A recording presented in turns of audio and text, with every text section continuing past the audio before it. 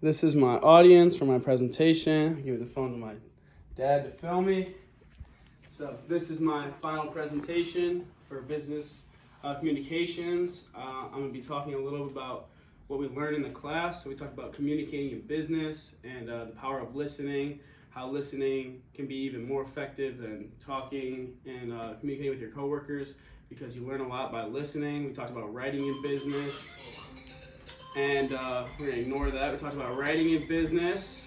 The best way to do that, through emails or through memos, through letters. Different situations have different options for that, so you got to pick the right option. We talked about researching in business, use scholarly sources, use the right sources. We talked about how to cite them in APA format. We talked about public speaking, which is what I'm doing right now. Delivery techniques, body language, voice volume, eye contact. This will keep your audience engaged in your speech and or your presentation, and those delivery techniques will help you out. So also we talked about communicating through technology, which is huge in today's world, especially after that pandemic. We use a lot of technology now. We use remote meetings, like you talk on Zoom, on video conferences, you do a lot of web sharing, people are working from home, a lot of remote things. We use a lot of social media too, which is just giant in the business world today. People use that to, get your business out there, to build your brand. If you use it effectively, it's a great source for advertising. You got Instagram and Facebook, and a great one is LinkedIn, where you can get your profile out there. There's job opportunities and people to connect with out there. We talked about social diversity in the workplace, which is huge.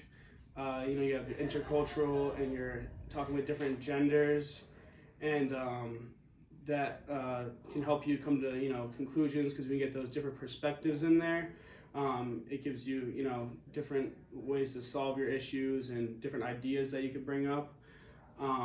We talked about finding jobs and like how to go about that. Like I said earlier, you can go on LinkedIn, connect with people. It's a lot about networking. I hear it a lot about. It's about who you know, not what you know.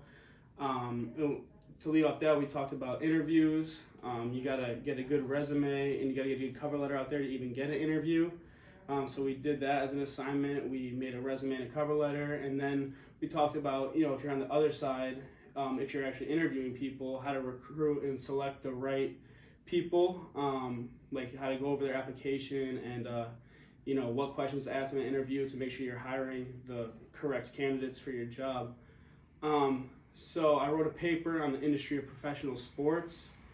I researched on that a lot, and I discovered that the buyers of these tickets in sports, there's not much buyer power, because if a small percentage of fans stop going to the games, they're really not going to lose that much money, because they're bringing in so much money every year from so many different ways on TV, and the fans going to the games. And then there's a little bit of a threat for one of the leagues, the NFL, the National Football League.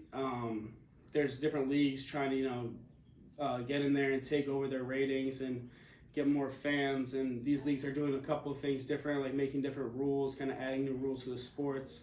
Like one league, it's fan controlled, so the fan will go on their phones and vote what play for the players to make, and this is a big thing because no sport ever has fan controlled things, so that's very interesting. That's a threat. There's also a threat of substitution in some sports. For example, in baseball, you got the Major League Baseball, and there's umpires, obviously, to call the game, and there's these like cameras and stuff that can call balls and strikes and safe and out a lot better than the actual umpires can do. So that's a threat of substitution for the umpires. They might not have umpires in a few years and just go to just the computerized umping. And then I did another paper on a specific company called Tesla. It's an American automobile company. It was founded by a couple of people and then kind of just taken over by Elon Musk. He did all the funding for it. He's a huge face. He's easily the face of the brand. he contributes a lot of money. He's the brains of a lot of the operations, the cars, and they also do solar panels. And their mission is all about getting the world into sustainable energy. And they're doing great as a company. Their sales are through the roof. They've been the best automobile industry for a year and a half now. They're passing, BMW, Volkswagen, Porsche, all those big ones, just by themselves, just by making electric cars. So this might be the new wave of the world. But they do have a competitor, Porsche. They're beating them right now, but Porsche just made a really impressive electric car. It's the third most profitable electric car in the U.S. And the Tesla at the top too, so you can see that Porsche is kind of creaming up on them. And they just gotta keep their budget, because that's a problem they have in the past, is they've been bankrupt twice until they really blew up. So they gotta make sure that they budget properly. And then I did an informational interview with Miss Lisa Ferris. She's a marketing manager at Maria Seymour Brooker Memorial, which is a pediatric dental. It's a nonprofit. I started to talk to her about her job, because I'm interested in the dental field when I get older. And she talks about how multitasking is super important, because she'll get interrupted throughout her day, and she'll have to refocus on a task. And her favorite parts of the job are getting out of the office and going to events, because she markets the business. But she doesn't like dealing with employee issues, like employee relation issues, just the problems I have. She hates dealing with budget issues and like computer problems. So whenever there's a problem, she said she doesn't like to deal with that. But other than that, she does like her position. But she gave me some good advice, some career opportunities, some ideas. I want to be in dental equipment sales, salesperson. I would need a college degree for that, which is good, because that's what I'm pursuing right now. She said that I probably would need experience. I can't just get right into that field. She said a good idea would be an internship, or maybe some volunteer work within the dental sales field. And then I asked her for some professional, contacts and references, and she actually gave me some, which was very helpful. So I was very grateful for that, and I'm looking forward to the future after I graduate.